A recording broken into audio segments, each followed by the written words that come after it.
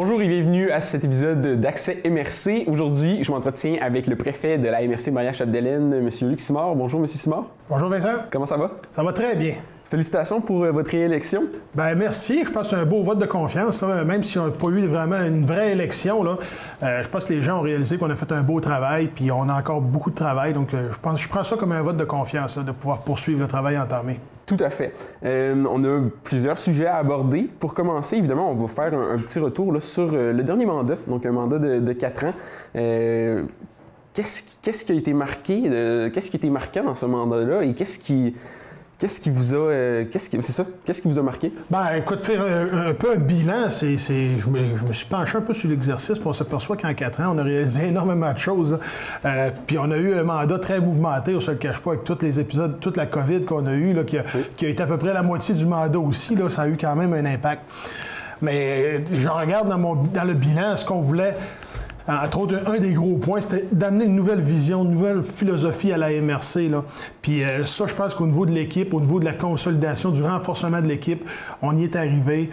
L'équipe s'est agrandie, on a revu la direction. Même à l'interne, les relations de travail, ça va très bien. On a revu aussi l'efficacité de l'organisation au niveau de nos politiques, tous les services qu'on offre. Donc vraiment, là, une belle mise à jour. Puis vraiment, on a amené une autre philosophie à la MRC. Puis ça a passé entre autres à travers un exercice de planification stratégique qu'on a réalisé en 2019, presque au début du mandat, dans la deuxième année. Puis pour moi, c'était très important de consulter la population, de prendre le pouls des gens. Qu'est-ce que les gens s'attendent de la MRC, puis en même temps, c'est quoi les problématiques des gens dans leur municipalité, dans leur milieu de vie, en fait. Donc, on a réussi à faire une belle planification stratégique là, en 5 axes, qui est très bien étoffée. Puis cette planification-là, on l'utilise même à la MRC avec le personnel pour planifier nos actions pour les années à venir. Puis on fait même des comptes rendus de ce qu'on a réalisé par rapport à notre planification stratégique. Donc, ça permet de rendre des comptes à la population puis de démontrer aux gens que cette planification stratégique-là n'est pas tablettée, elle est vraiment utilisée par l'équipe. Donc, les préoccupations que les gens nous ont transmises, on s'en sert là, pour planifier nos activités. On a revu à travers ça aussi notre vision. Donc, ça a été un bel exercice là, de se promener et d'aller rencontrer les gens. C'est super, puis oui, tout à fait, je suis vraiment d'accord avec vous. On a vu cette espèce d'apport-là, justement, du conseil de la MRC au niveau de la communication avec les citoyens. Je pense qu'on peut lever notre chapeau là, pour ça. Puis, la communication, puis ce qui est important aussi, c'est toute la concertation. C'est un mot qui est des fois un peu galvaudé. C'est vrai. Mais la MRC, notre rôle est souvent là pour asseoir les gens à la même table, pour travailler des projets communs. Exact. Puis à ce titre-là, je prends au niveau touristique. C'est un très bel exemple. Au niveau touristique, on s'est assis avec le Parc des Grandes Rivières, donc on a travaillé des projets avec le parc, on a ramené l'harmonie avec le parc. Je pense qu'on va dans la même direction, puis on a des gros projets encore sur la table là, dans le prochain mandat. Puis aussi avec le parc, mais avec les autres instances. Puis un des beaux exemples, c'est le film Maria-Chapdelaine. Oui. On a assis tout le monde touristique, même des privés, à la même table, dire, regardez, on a un film qui se déroule chez nous, qui est tourné chez nous, qui va avoir une belle visibilité en salle. Comment qu'on peut utiliser ce film-là pour mettre en valeur notre territoire, nos attraits? Puis on a même arrivé avec 2 promoteurs, les 2 municipalités, l'entrée Est et Ouest de la MRC, là, les 2 municipalités les plus éloignées, Péribonka et Normandin, qui se sont assis, qui ont décidé de se donner la main et de dire on va mettre ça en valeur. Le film se tourne à Normandin, on a le musée Louis-Aymon à Péribonka. Donc, on a fait un beau maillage, puis les 2 municipalités travaillent actuellement ensemble là, pour l'après-film. Pour l'année prochaine, là, la COVID a retardé les choses, bien entendu. Mais pour après-film, pour mettre les installations en valeur, puis tous les costumes, les décors, toutes les images, on a des droits là-dessus. On peut faire des expositions au musée avec ça. Puis on a actuellement une très belle visibilité en salle. Là, quand on va voir le film, la MRC Maria-Chapdelaine est mis de l'avant. Donc, pour le montant qu'on a investi, c'est une très, très, très belle visibilité. Mais ma fierté là-dedans, c'est qu'on a réussi à travailler tout le monde ensemble. Exact. Puis un autre exemple de concertation, c'est tous nos fonds de développement qu'on a. On a des fonds de développement à la MRC qui sont très utiles et très importants, puis on est jalousé par d'autres MRC, on doit le dire, mais on s'est donné moyen d'avoir des fonds pour soutenir notre développement. Donc, il faut les utiliser à bon escient. Et tout au long du mandat, on a eu des besoins, des demandes, on s'est ajusté. Prends l'exemple des fonds municipaux. Les municipalités ont levé la main, on dit on aimerait ça investir dans le développement économique. OK, on va être partenaire. Mettez des sommes, faites des fonds municipaux. Nous, la MRC, sans analyse, on va mettre les mêmes montants que vous. Donc, je pense que ça a montré encore qu'on était à l'écoute. Même avec le privé, il y a des privés qui voulaient faire du développement. On a mis un fonds initiative privée pour soutenir les entreprises qui veulent faire du développement. Toute la COVID aussi dans nos fonds, là, dès que ça a été annoncé, on a mis des sommes à disponibilité pour les organismes communautaires. Oui. On a mis des sommes pour l'achat local. Vous vous souvenez, on a fait une campagne pour la fête des mères aussi, on a fait la fête des pères. Donc, on a vraiment été très proactifs, puis on a travaillé avec le milieu. Puis on a travaillé très étroitement avec les chambres de commerce, avec la SADC, avec les autres organismes de développement économique, entre autres la ville de Dolbeau-Mistassini, mais aussi à Normandin. On a formé différentes antennes qu'on appelle là, pour soutenir les entreprises qui avaient des problématiques liées au COVID. Donc vraiment, là, un beau travail, même au niveau du développement économique, de concertation, j'en suis très fier. Et même nos fonds COVID, on a décidé d'investir nos sommes COVID, non pas à notre propre bénéfice, mais pour soutenir le bénévolat, pour essayer de susciter du bénévolat, parce que la COVID a mis quand même à mal beaucoup d'organismes qui viennent en aide à la jeunesse, dans les sports, dans la culture. Donc, on a vraiment été à l'écoute, vraiment de la population, des besoins. Je pense que ça a été un très gros point, de ramener la MRC comme étant un organisme qui est facilitateur, qui est partenaire des entreprises et des municipalités pour notre développement économique. Fait que ça c'est un gros point là, de changer la mentalité de la MRC. Puis, vous direz que 4 ans, ça va, là, mais c'est pour ça que 4 autres années, là, je pense qu'on est parti sur des bonnes bases pour faire beaucoup de choses là, dans les 4 prochaines années. Bien, je suis content que vous m'aniez sur ce point-là, parce que, bon, c'était ma prochaine question. Mais faire un petit retour sur ce que vous avez dit, justement, le film Maria Chapdelaine, qui est un très bon exemple, justement, de la collaboration qu'il y a pu avoir entre les municipalités. Là, on parle du tourisme, mais justement aussi sur le plan économique, puis sur le plan industriel.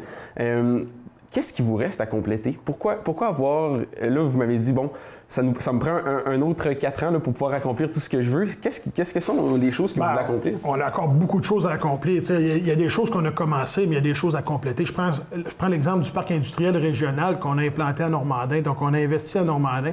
Puis, je pense que ça démontre la solidarité qu'on a dans la MRC à travers toutes les municipalités. Notre rôle est un peu là. C'est un parc industriel qu'on a implanté. Puis, on a une usine de congélation de bleuets, mais aussi de légumes d'autres types qui s'est implantée dans notre parc industriel à nous. Et ça, j'en suis très fier.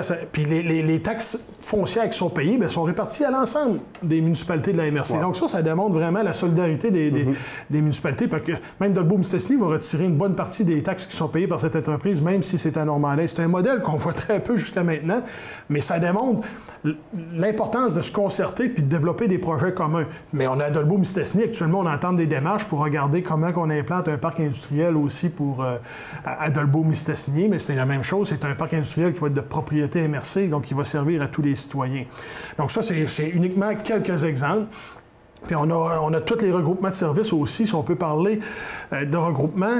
On ne se cache pas, il y a des gens qui parlent de fusion. Moi, je ne suis pas là à faire des fusions municipales. Ça, honnêtement, ça va venir des municipalités. Puis on n'est pas à forcer les municipalités non plus à se regrouper. Mais je dirais, dans les dernières années, on a fait des études sur comment on pourrait mieux gérer l'eau potable. Puis actuellement, on a des regroupements de municipalités qui s'installent. Ça va très bien. Je suis très fier de ça. Les gens sont peu au courant, là, mais c'est des services importants à la population. Puis les normes s'en viennent de plus en plus élevées. Donc, il faut répondre à ces normes-là.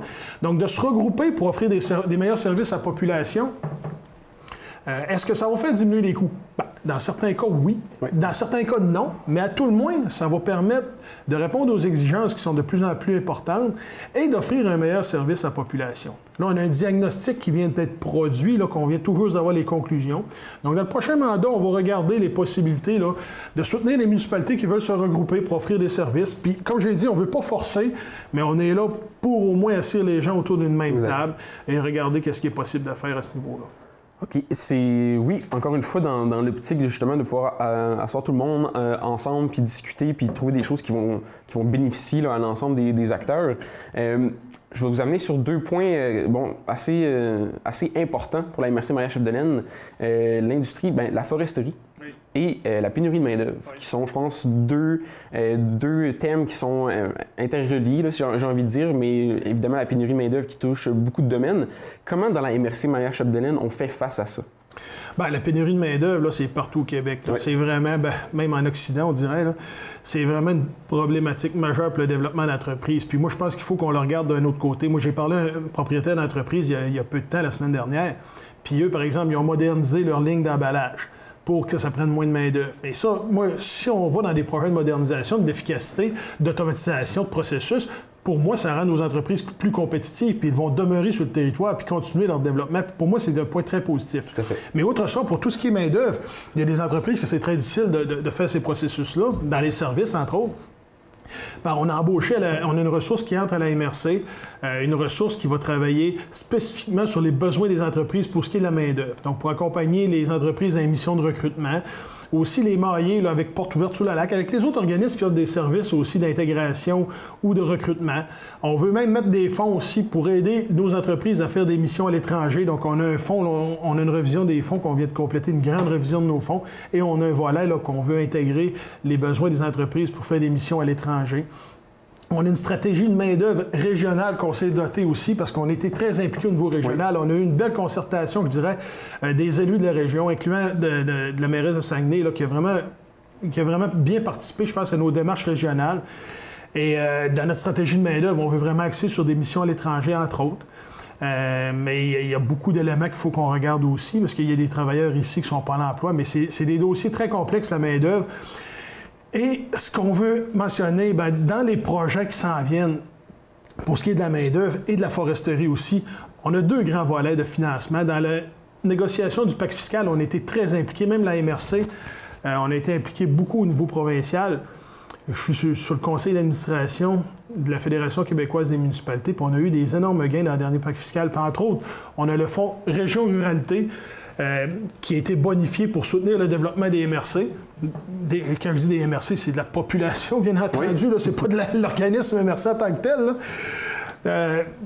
Entre autres, le volet 4 qu'on appelle de ce fonds-là, qui est la vitalité des milieux. Oui. On a au-delà d'1 million par année, là, je dois vous dire que c'est des moyens très, très importants. Là. On est une municipalité, malheureusement, qui a un niveau de dévitalisation assez élevé. Et ça vient avec des sommes importantes pour contrer cette dévitalisation-là. Mais il ne faut pas qu'on se trompe. Il faut qu'on dote nos municipalités, notre territoire d'attrait. Il faut qu'on soit plus attractif. On a des enjeux aussi au niveau du logement pour les nouveaux arrivants, parce qu'il y a des problématiques majeures. Tous les entrepreneurs m'en parlent, qu'il faut qu'on travaille là-dessus. Donc, on a des grosses sommes. Puis on veut là, on est à former des comités actuellement. On veut travailler avec le CIUS, avec le centre l'ancienne commission scolaire, le centre de services, avec aussi tous les employeurs, plein d'employeurs qui veulent participer, des organismes communautaires. Donc, on a une grosse stratégie à se doter pour rendre notre milieu plus attractif, garder nos travailleurs, offrir des services aux nouveaux arrivants. Donc, on a un gros mandat là-dessus. Comme je mentionne, c'est 1 million par année pendant 4 ans.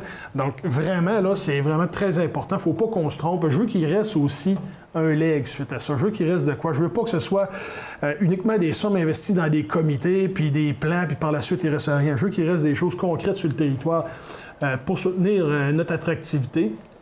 Parce qu'on a quand même un milieu avec des choses intéressantes. Le complexe sportif Desjardins, pour des nouveaux arrivants, c'est important. La salle de spectacle, avec toute l'offre qui est là, c'est important. Notre parc des Grandes Rivières, avec notre offre de récréation qu'on a sur notre territoire, à proximité des villes, c'est super important. Donc, tous nos fonds sont là pour soutenir ces organisations-là.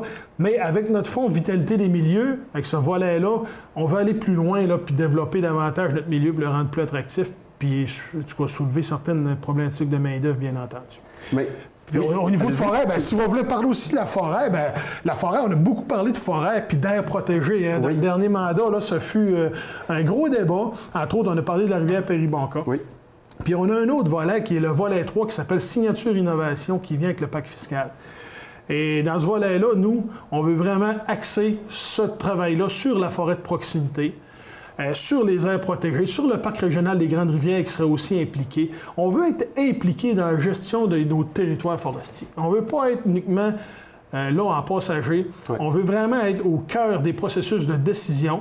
Et ça, je l'ai mentionné à plusieurs reprises. Et on a ce volet-là, puis on va le travailler pour développer notre concept de forêt de proximité. On sait qu'on a l'Agence de gestion intégrée des ressources chez nous qui investit 300 à 400 000 $ par année en développement dans nos milieux avec les profits qui sont réalisés dans leurs travaux. Donc, c'est une super belle organisation. Puis la MRC, on gère déjà nos terres publiques intramunicipales depuis plusieurs années.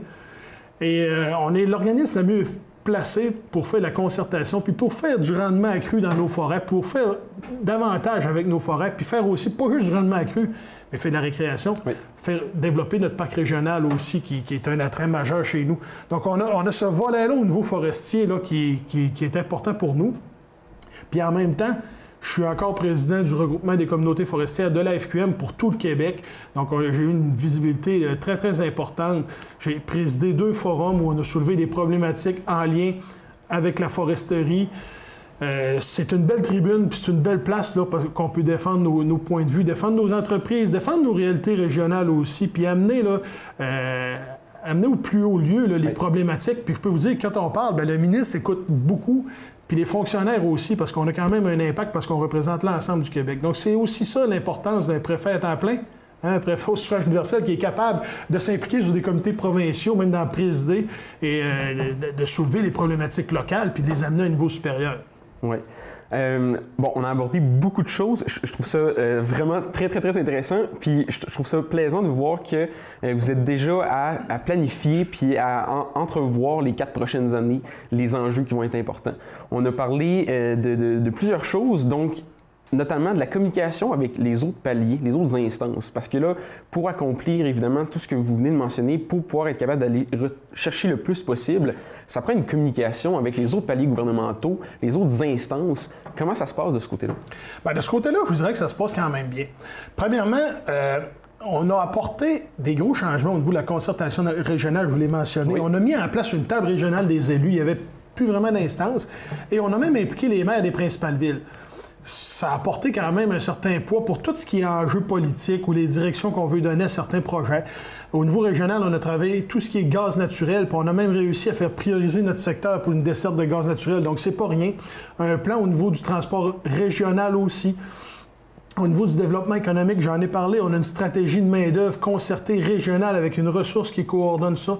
Donc, on a beaucoup d'éléments qu'on a apportés au niveau régional, qu'on est capable aussi de faire cheminer avec notre ministre régional et de faire cheminer avec les paliers supérieurs.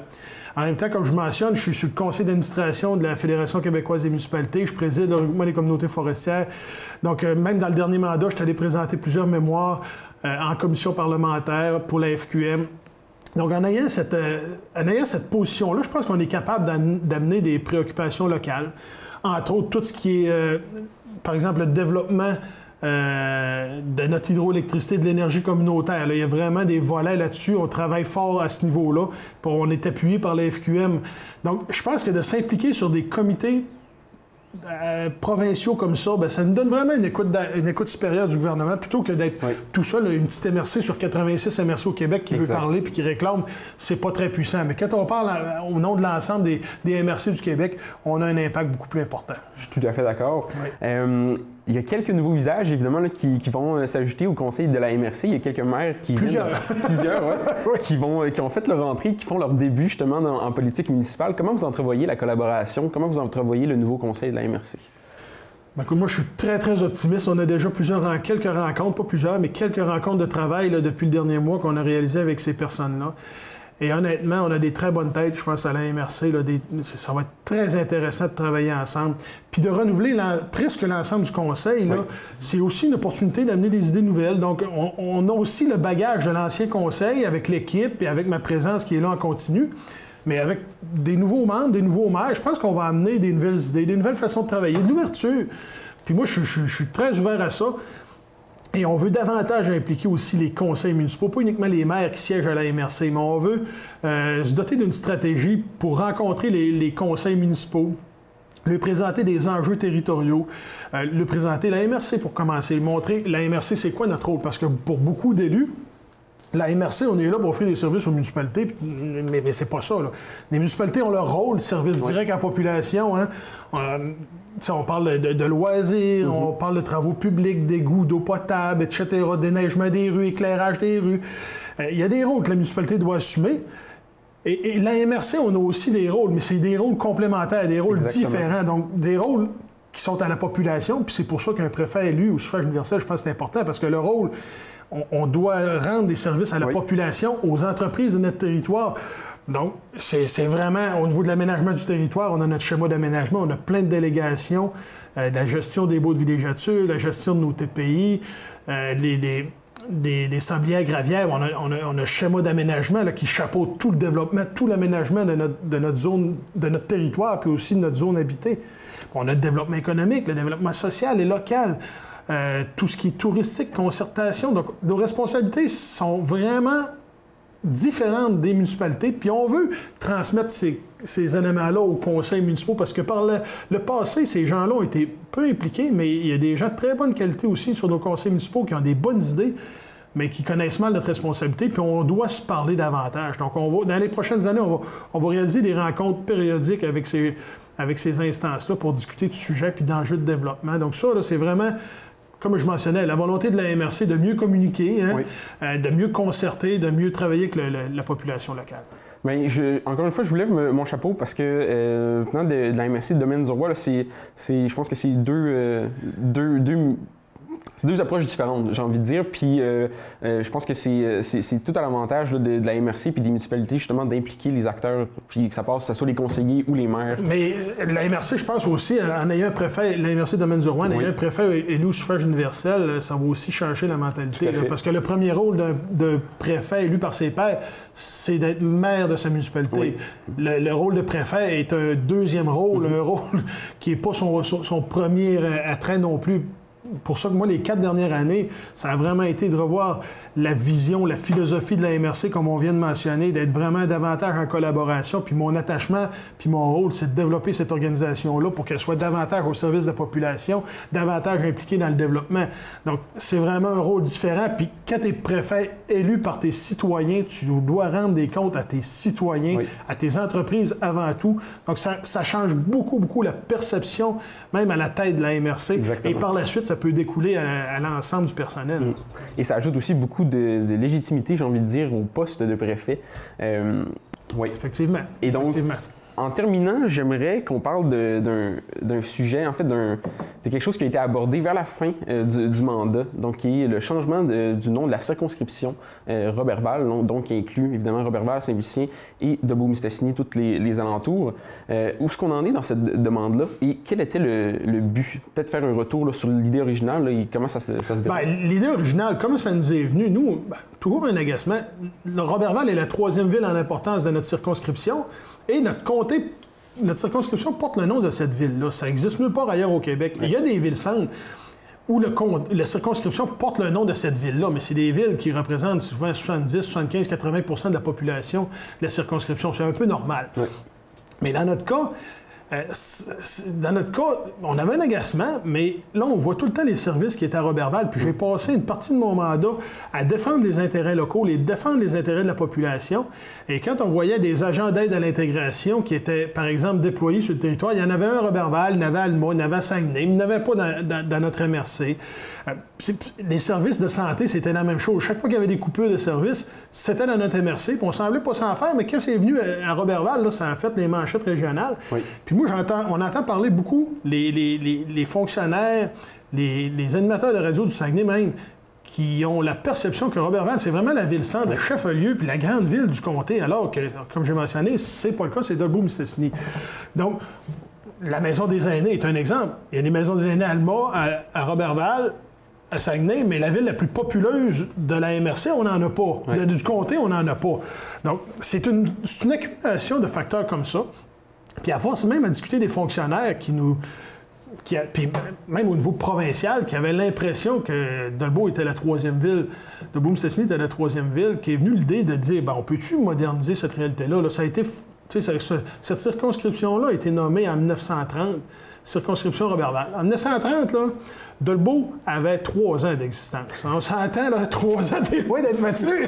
Puis c'était une toute autre réalité en 1930. C'est vrai. Et la réalité d'aujourd'hui, là, c'est plus cette réalité-là. On doit se moderniser, on doit se mettre au goût du jour. Puis on a soulevé l'élément qu'on a déjà eu un comté qui était, avant les MRC, si on peut dire, là, pour tout chapeauter le monde rural, là, gérer le monde rural, qui a existé pendant plus de 100 ans, qui s'est appelé le comté Lac-Saint-Jean-Ouest, puis il y avait le comté Lac-Saint-Jean-Est. On pourrait revenir très bien à une appellation plus géographique comme ça. Puis j'ai même mentionné qu'il y a d'autres d'autres MRC qui veulent changer de nom parce que le nom ne représente pas leur entité géographique, entre autres au niveau de Robert Clich, la MRC Robert Clich en Beauce. Robert Clich, personne ne sait que c'est en Beauce, là, mais ils veulent changer leur nom pour, je crois que c'est Beauce-Centre, quelque chose comme ça. Donc, ils ont aussi une préoccupation. On n'est pas les seuls là-dedans à avoir un nom qui représente mieux notre entité géographique. Oui. Et c'est ça le but. Là, notre démarche a été déposée là, à la commission municipale. commission électorale, là, je pense, là, du Québec. On a eu un accusé de réception. Notre demande va être traitée. Il va y avoir des consultations. Et ça va se faire après l'élection provinciale là, qui va avoir lieu en 2022. Mais donc, la démarche est entamée. La demande a été déposée. Puis on va continuer d'aller de l'avant là-dedans. Puis c'est pas un rejet. On demande... C'est pas un rejet de Roberval. Mais avec toute la décentralisation des fonctionnaires qu'on veut faire aussi avec le gouvernement, ça a encore été renouvelé, ce vœu-là. Ben, moi, je pense que Dolbeau-Mistassini doit réclamer, puis Danita Mercier doit réclamer notre part de fonctionnaires, parce qu'actuellement, quand on regarde les fonctionnaires, qu'ils soient provinciaux ou fédéraux, dans notre MRC, si on regarde le taux par 100 000 habitants, on en a très, très, très peu. On est vraiment à déficit. Oui. Il faut qu'on regagne ce déficit-là. Entre autres, moi, je pense qu'au niveau de la forêt, Dolbeau-Mistassini est un pôle forêt. Si on a une décentralisation à faire pour ce qui est du ministère des Forêts, ça doit venir chez nous. Mais pour ça, ben, il faut qu'on prenne notre place, puis je pense qu'on ne demande pas... La Lune, on ne demande pas de s'appeler le comté de Dolbeau-Mistassini. Là, on demande un nom qui est très, très neutre, oui, qui représente la réalité géographique d'aujourd'hui de notre territoire. Donc oui, on continue. Puis je pense que cette démarche-là est très bien perçue dans notre milieu. Puis c'est l'ensemble des maires, je vous le rappelle, qui a voté pour cette démarche-là. Donc on va continuer, c'est bien entendu, cette démarche. Ouais. Bien, je trouve ça super intéressant de vous avoir entendu sur tous ces sujets-là. Je vous souhaite un très bon mandat. Je pense que vous avez bien montré là, que vous avez encore beaucoup de choses que vous voulez accomplir, que vous voulez réaliser. Donc, bonne chance pour les prochains 4 ans. J'espère qu'on va avoir la chance de se reparler d'ici là. J'espère bien, oui. Super. Bien, merci beaucoup, M. Simard, d'avoir accepté notre invitation et on se retrouve la semaine prochaine. Merci.